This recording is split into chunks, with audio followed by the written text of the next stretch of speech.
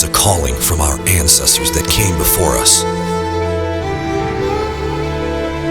Something in our bloodline, something in our DNA that draws us to the outdoors. The early mornings, the late evenings, all year long planning, training, in hopes that when that moment of opportunity presents itself, we are lethal. The highest of highs, the lowest of lows. We take to the field to become lost and consumed by our obsession. An ancient chess match between predator and prey. We are a rare breed, cut from a different cloth. We only wish to conserve our precious resources, so the ones who will follow in our footsteps can feel the serenity of a sunrise in the autumn woods, the pounding of the heart. When that moment of truth finally arrives, you have entered the red zone.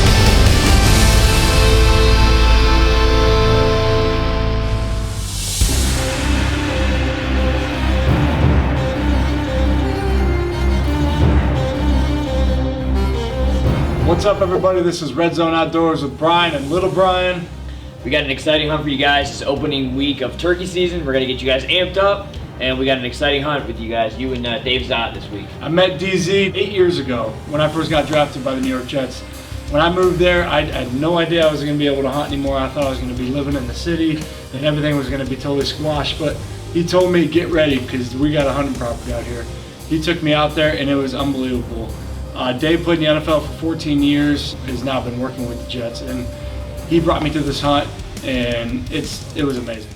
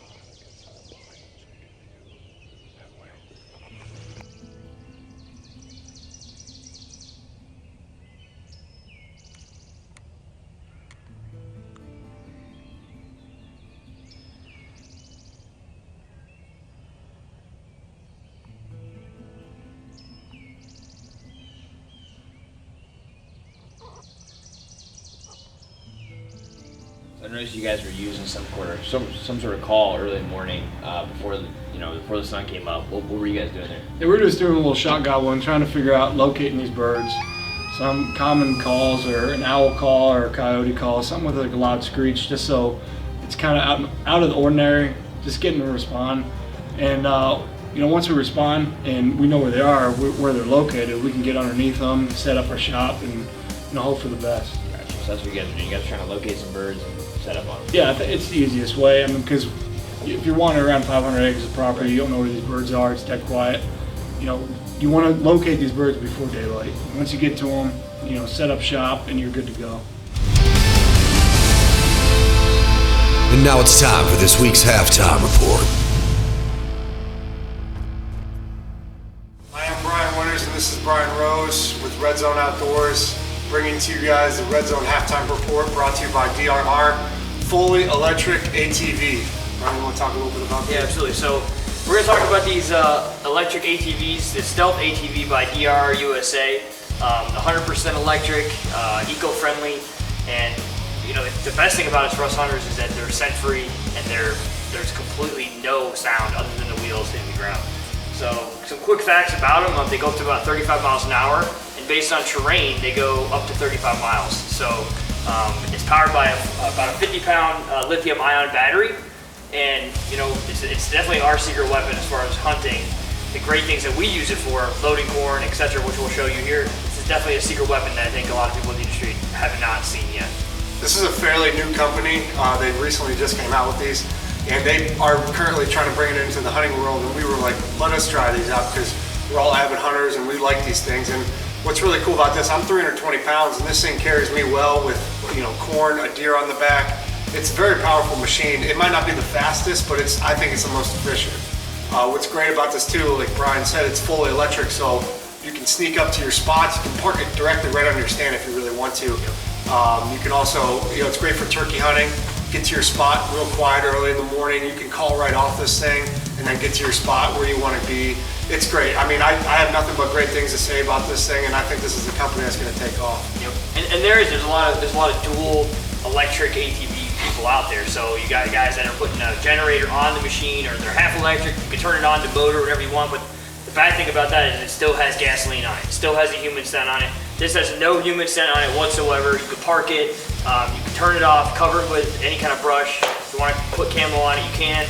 And you're stealthy, you're in the woods, and you're ready to go. And we've tried every machine out there. We have UTVs, we have four-wheelers, and just nothing stacks up to these. Because again, it's fully electric, scent-free, quiet, and it's the best machine you can get. DRR, it's, you know, I give them, you know, nothing but respect, and this machine is going to take us places. Yep.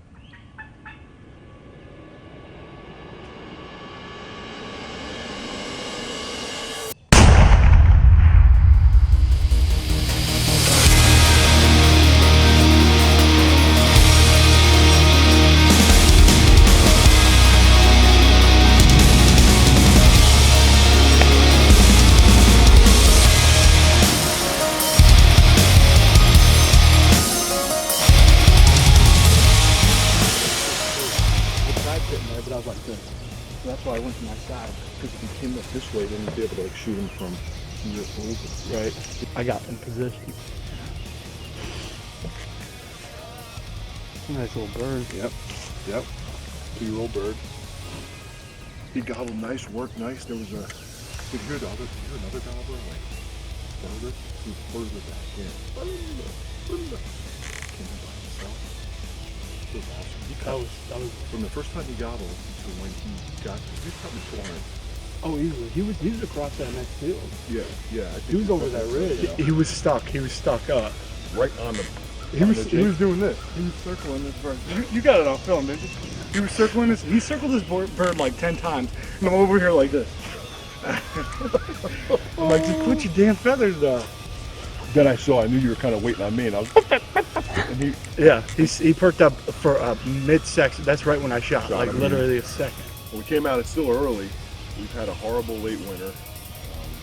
The trees are just starting to bud. We had not much foliage.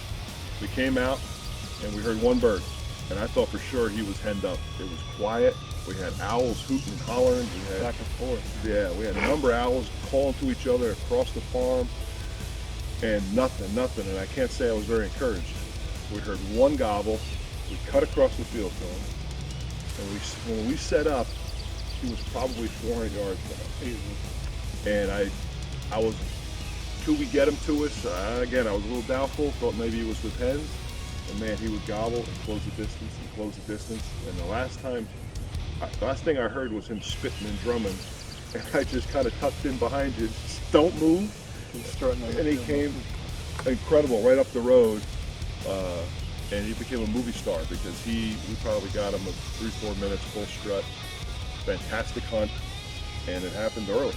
I mean, we got time at 6 o'clock. The diner isn't even open yet. 6 o'clock. So you couldn't orchestrate it or design it any better. Great bird, nice mature bird, and Brian did a great job. Don't pay attention to daylight.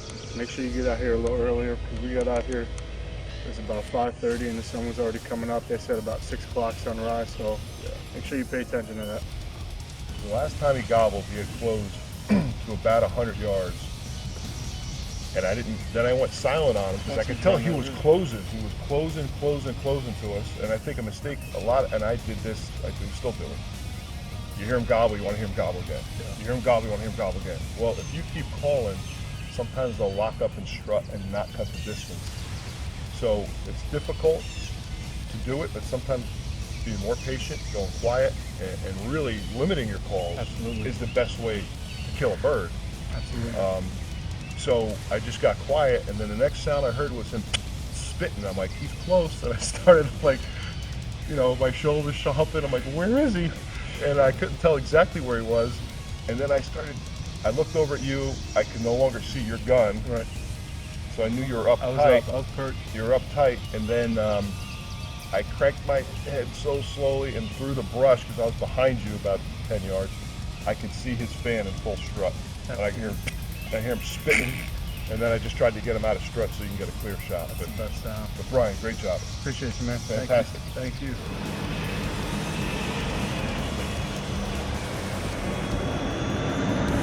You